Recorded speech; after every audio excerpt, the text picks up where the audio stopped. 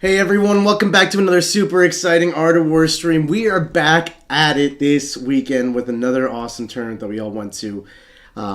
Took part along with all of my teammates at the Crucible major event here in Orlando, Florida. Amazing event put on by Louis Betancourt and the guys. Away Games provided touring. They're one of our sponsors.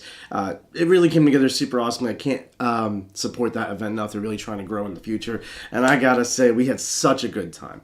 I know the London GT is also happening, and I think a lot of people were probably expecting this video report to be about the London Grand Tournament, but I promise you, we are going to cover that. It's actually still ongoing. Joe is still streaming it live on War Games Live, so I want you all to check out his channel when we're done with this video, and maybe check out the London GT coverage because they're doing the finals today on Monday. But that means we don't know the results of that tournament yet, so I don't want to do an incomplete tournament review. We will do London GT next week because it is so big, it deserves its own video. And honestly, as someone who was physically at Crucible having an amazing time playing at the event, I can talk a lot more detail about the story, the hows, the whys, the whats, and whos of the Warhammer world. So, we're going to get deep into the layers of the Crucible Major Warhammer Tournament. What won, how it won, what else placed well, and what the meta looks like in a tournament snapshot. We're also going to go through matchup by matchup by matchup. We're going to break down the top players list, and we're going to see exactly what the domination was. So we've got a member for 14 months, Tim G. Warren prices are about to go up after a performance like that. Congrats, Art of War team. Absolutely. Thank you so much, Tim. We did really well as a team. I'm super proud of all of the teammates here at Art of War who were in attendance. And Anthony Vanilla, too, shout out to him at London GT going undefeated with World Eaters. They thought it could not be done, but Anthony did it.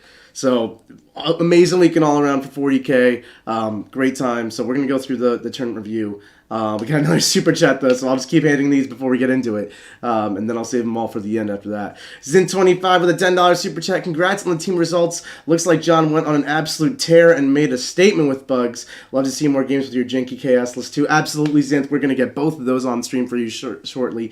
John did go on an amazing tear. We're going to break it all down for you. Just for a reminder, everybody, please subscribe to the channel, like this video, and leave a comment letting us know what you think and what other tournaments you want us to cover.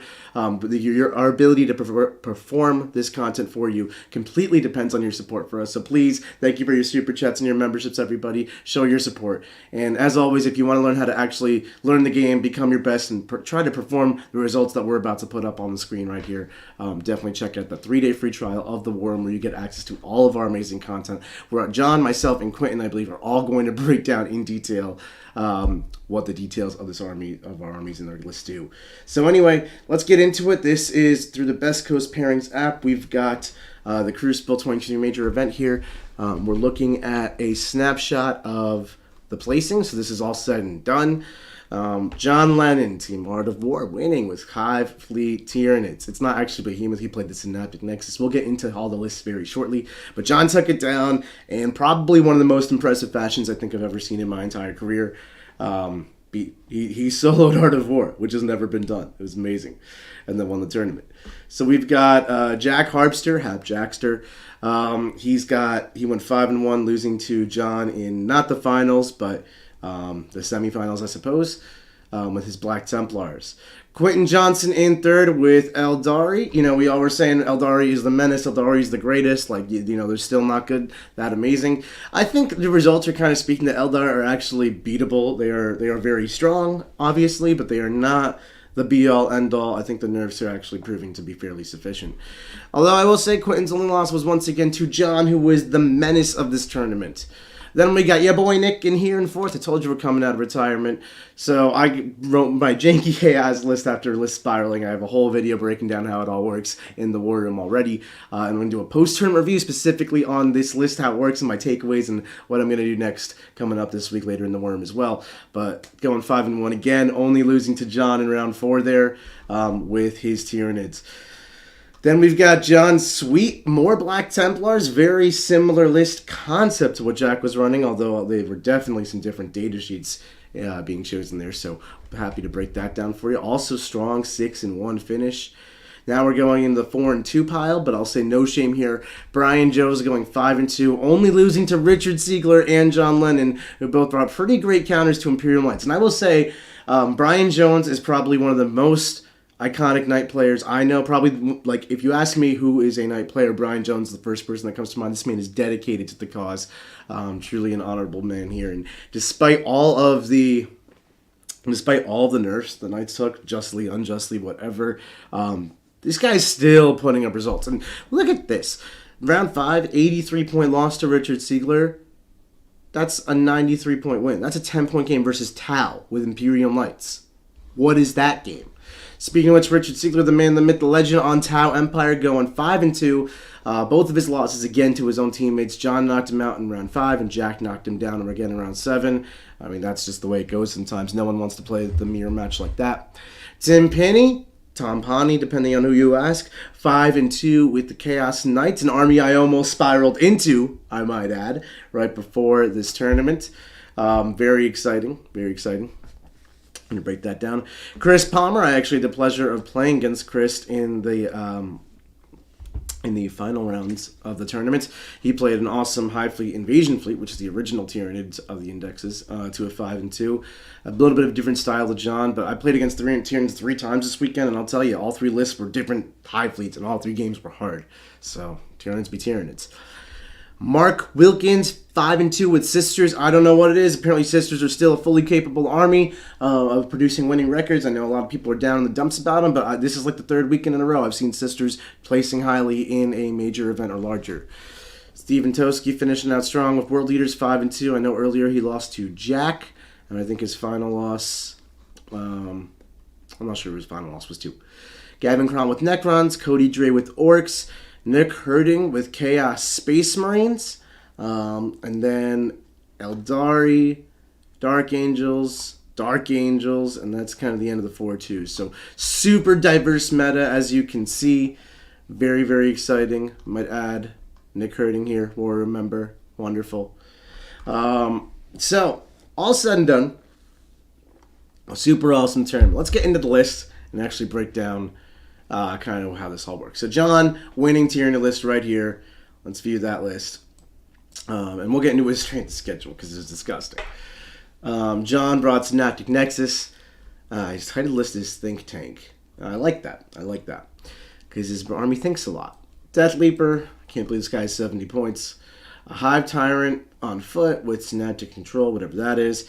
A Neuro Tyrant with the enhancement for better weaponry, extra damage and stuff. 2x10 Gargoyles, Biovore, Exocrine, Maleceptor, Neurolictor, Pyrovore, 6 Zoanthropes, 3 Zoanthropes. So what is the secret sauce behind this list? Why is this the best army ever for this weekend and soloing the Art of War squad over here? It's a combination of how John runs it plus the list itself. This list essentially controls the game super well, scores secondaries like a fiend, right? Tyranids just like score secondaries, and then it plays the midfield with Death Leaper and 3 Neurolictors, which are all lone operatives. So they're only OC1, thankfully, the only redeeming thing about them, I might add, from the opponent's perspective. But they basically play the midfield while Death Leaper engages in the midfield, and then this army causes like a ludicrous number of battle shocks, right? Shadows in the Warp cause battle shocks. Each Neurolictor causes a battle shock. They can make the same unit take 4 battle shocks in one turn. And then it gets better as you fail those battle shocks. You get worse as you fail those battle shocks, might I add. So they're +1 to wound you. You can no longer use stratagems. It's just a nightmare. Also, on top of that, you just aren't scoring points. Okay, so you put like more things on an objective, right? So they're not all going to fail their battle shocks. And like now I have a lot of OC on there, and I'm certainly going to bully off a Neurolictor, even though I can't shoot it. Well, that's where the 20 Gargoyles come in, because they just move 12, stay behind a wall, shoot pistol at something, fire and fade 6 inches with their Gargoyle move, contest all your objectives, and you're like their OC2-ness, and then move block you while you're doing it. And then, okay, now we're getting through the Gargoyles. Now we're entering mid-game. And then all of a sudden, 3 Exocrines, 2 Maleceptors, a Hive Tyrant, a Neuro Tyrant, and all these Pyrovores and Zoanthropes just come out and start blasting full speed ahead. And basically you're getting tabled is the long and short of it. Or you're not, even if you're keeping up on the damage output, because it's not ludicrous, it's not like Eldar, it's just like very powerful. Even if you're keeping up on damage, taking the hits, hitting back pretty hard, your scoreboard is getting wrecked. Might I add you, like Pyrovores, Biovores, their actions are considered done. Their secondaries just happen. Really phenomenal list. We'll go. John will break it down much more in detail in the War Room. Really amazing play there. He's got a whole Tyranid series going on right now. He's actually going to be available for Tyranid coaching pretty soon in a group coaching class we're going to be unleashing upon you. So really, really awesome army, really amazing performance. And let's just take a look at his strength of schedule here. Opponent game win percentage. So this is the percentage, the win percentage that all of your opponents collectively had. 72%. That's pretty damn high. Let's see who we played. Roberto Gonzalez. I'm not sure how Roberto did. I don't think Roberto did supremely well this turn. But then Quentin Johnson, he got 3rd. Tim Penny, he got 8th. Not a body. He got 4th. Richard Ziegler, he got 7th. Jack Harpster, he got 2nd. And Brian Jones, he got 6th. John literally played 2, 3, 4, 6, and 7 in order. Not like in that order, but like he knocked them all out. You try to get easy pairings in turns. You have no say in the matter, but there are easier people to play and there are harder people to play with respect to who you can play within your given win ratio bracket. And I think John might have legitimately, truly had the hardest strength of schedule I've ever seen an individual have at a major level tournament. Maybe in any tournament ever. Every 6 out of the 7 opponents he had are members of Team America. I believe 4 of them have won super majors. Probably more than one super major. This is just insanity. Congratulations to John. Super well earned. My God. So he's going to teach you how to do this in the War Room. I don't even know what to say. Just sign up right now. 3-day free trial in the link below. Just do it. You want to learn how to do this to people? Just do this to people. But maybe your Tyranids aren't your speed. How about Black Templars, Jack Templars? You like Jack Templars? Let's take a look at his list. And Jack also had no walk in the park. Nick Herding was a War member. He finished 14th. Stephen Toski, he was a War member. He finished right around there, I think in 11th with World Eaters. Chris Palmer, he went 5-2, only losing to me and Jack. And then he played John. And then he played Siegs. What is this? Morgan Timpey won best overall. These are opponents over here. So let's take a look at Jack's list. This is what's put me in a spiral, personally. Although now the Tyranids might. Oh my God. Jack's army, he's got a Chaplain in Terminator armor, a Blade Guard squad. They hang out in a Redeemer.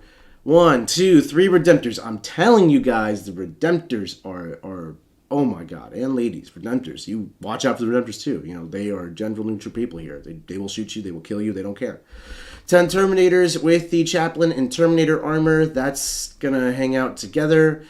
They ingress in. So basically Jack puts 3 Redemptors and a Land Raider Redeemer on the line and pushes them at you. And for those of you who think that's a pretty brutal strategy, it totally is.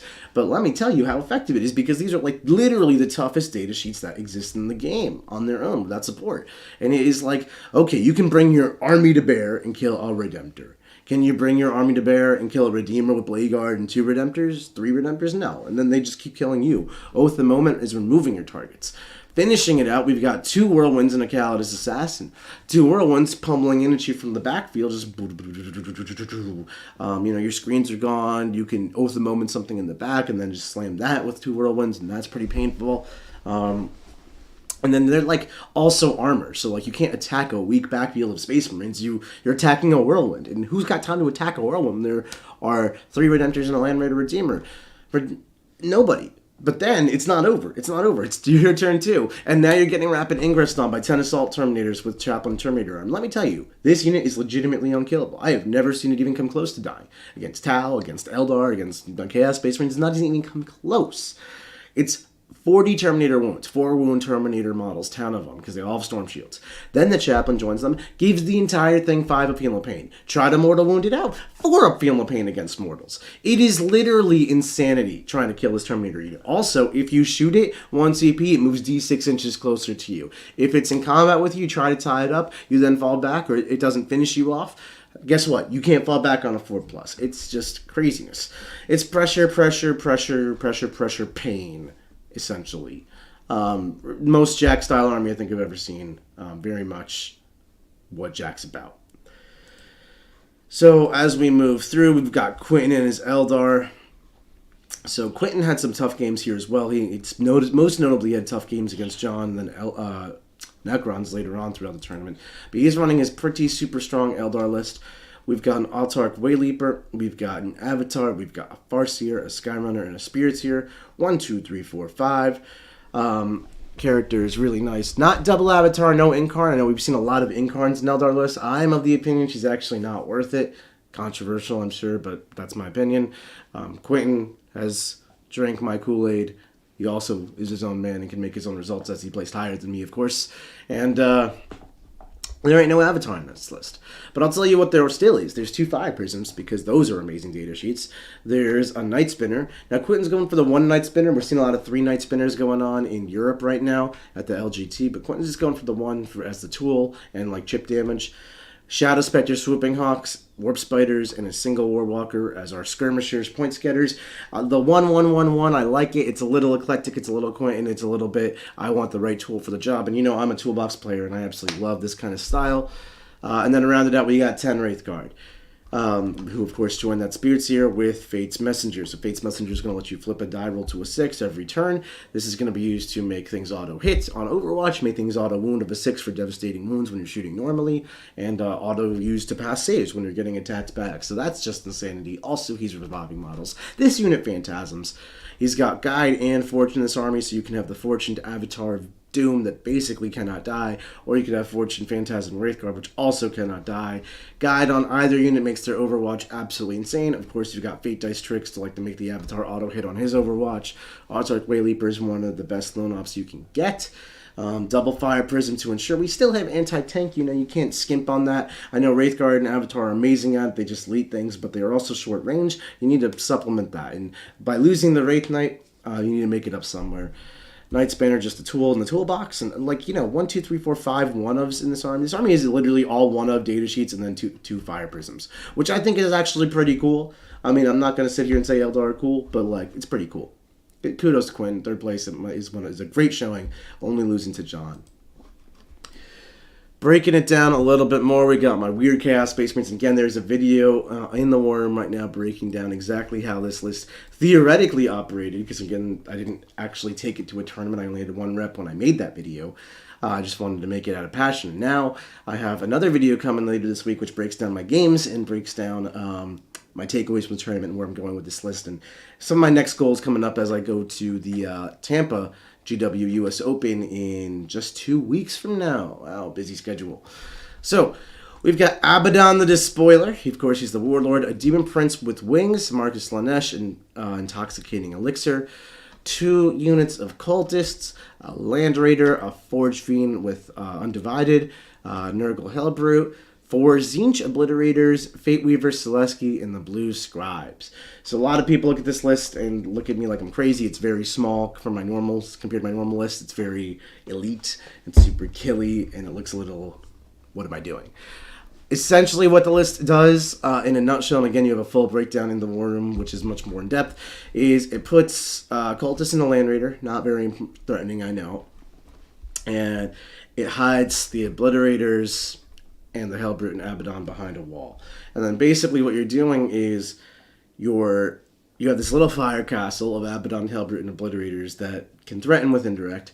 Fate Weaver is pushing you with indirect for 5 turns, just boom, boom, boom, boom. And the Land Raider is shooting you with las cannons, and the Heavy Bolter is no slouch either. With all this getting lethal and sustained 5s from the Hellbrute, and basically every 5 hit is going to cause a lethal hit and a sustained hit.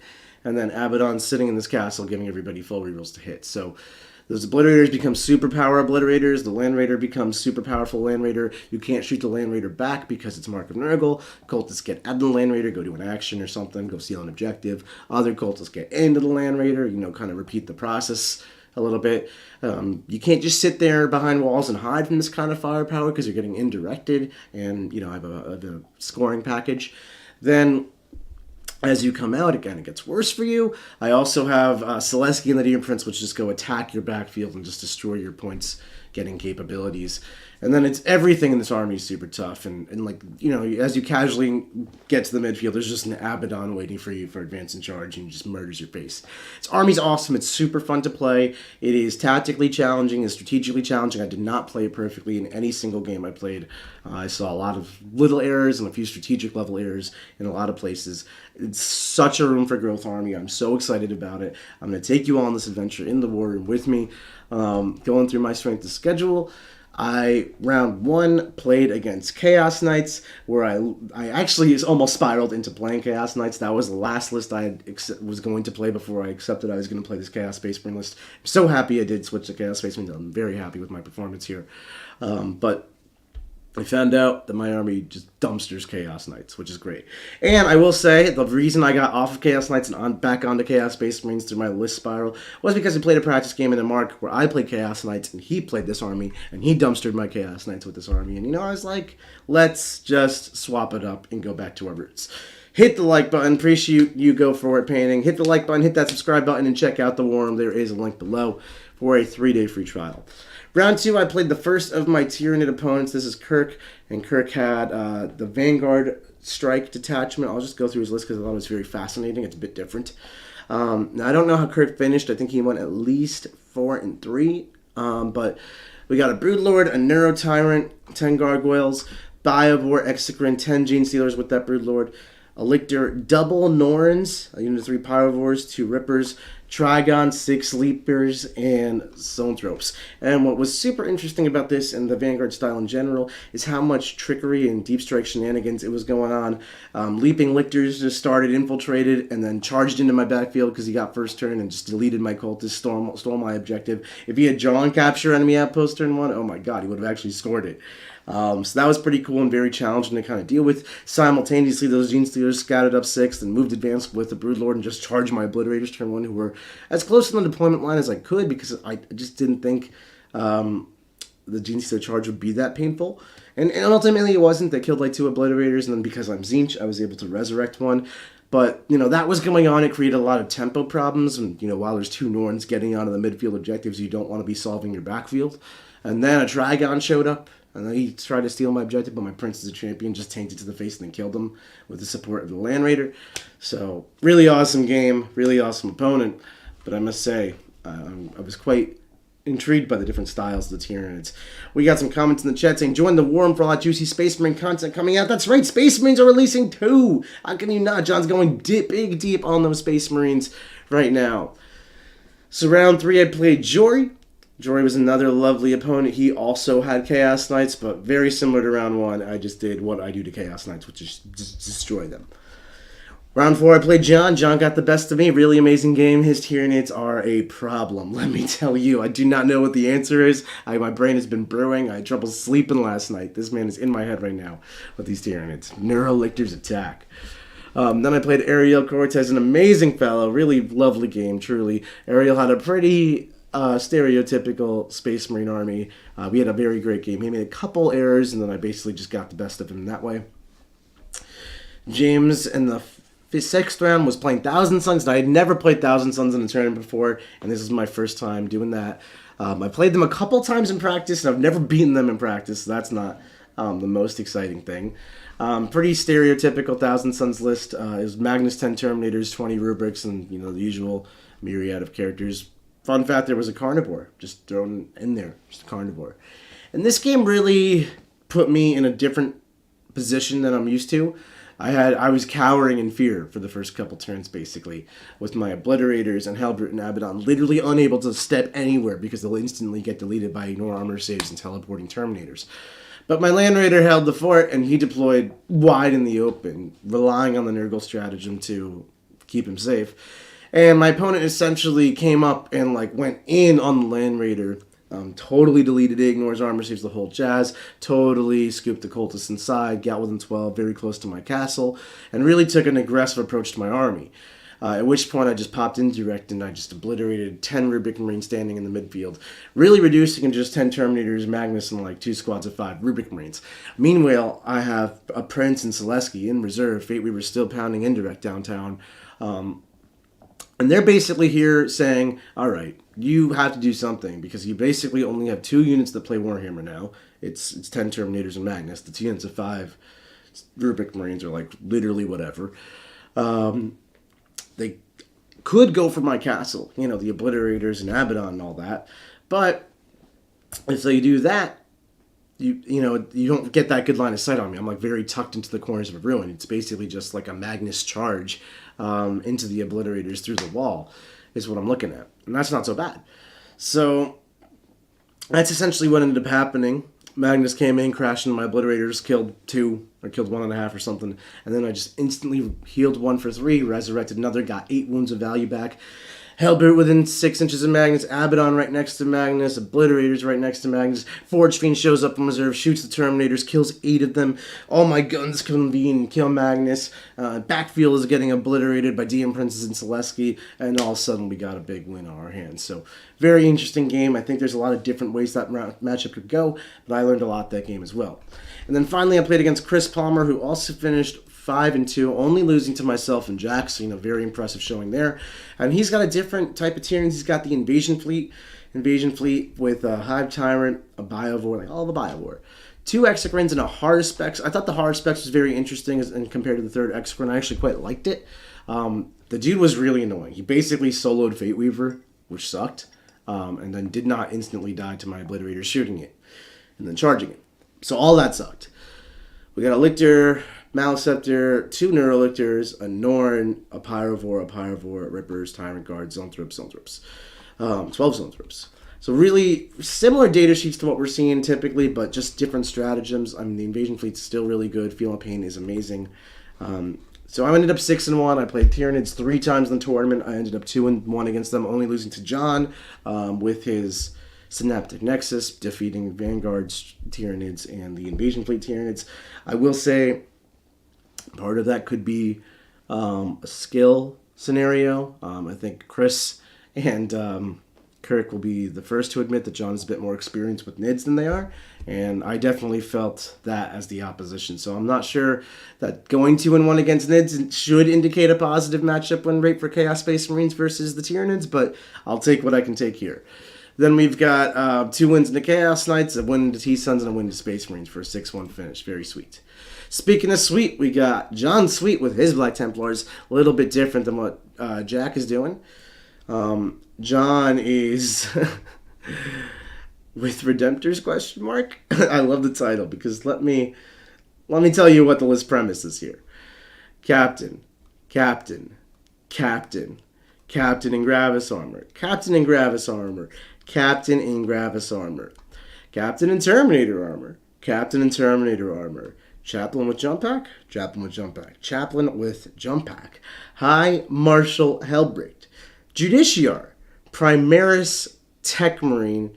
And the Emperor's Champion. That is 1, 2, 3, 4, 5, 6, 7, 8, 9, 10, 11, 12, 13, 14, 15 characters. 15 characters. And a Land Raider Crusader who can hold 16 models. And I know what you're thinking, Nick. Not all of them go in a Land Raider Crusader. 3 of them are Chaplains with jump packs. 2 of them are Terminators. They can go in. 1 of them is a Lone Op. Whatever.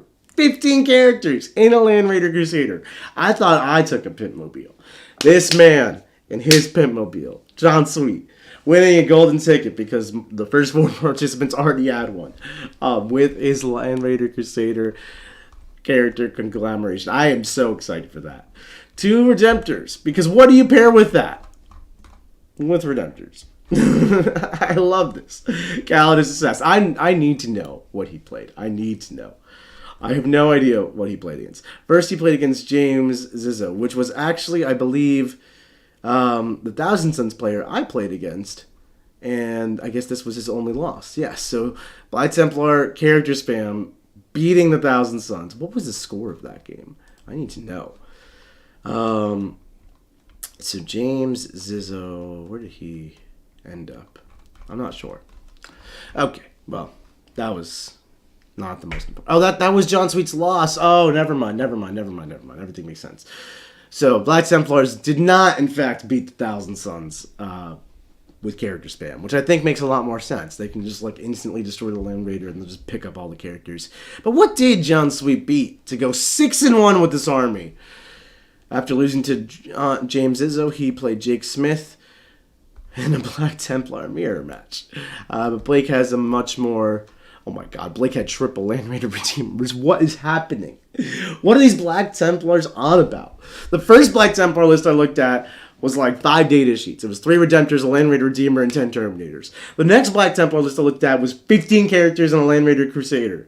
And the next Black Templar list I'm looking at is 1, 2, 3 Land Raider Demons. Can you guys pick a lane and be normal a little bit? What is this? I do not know. I don't even know how character span pretends to play against 3 Land Raider Redeemers. But nothing is making sense to me right now, so I will just continue on. John then played Nick Herding with our... So Nick is our Warhammer member, who I absolutely love for his Chaos Space Marines. Junk Wagon, Chaos Lord Master of Executions, 10 Cultists, 1, 2, 3 Rhinos, 9 Bikes, Big 10-man Chosen, joined by that Lord and Master of Executions and a Rhino, 5 Havocs, 15 Noise Marines, 15 Raptors, 15 Orb Town, Selesky. Beautiful. Super MSU, super awesome. Playing a list just like it.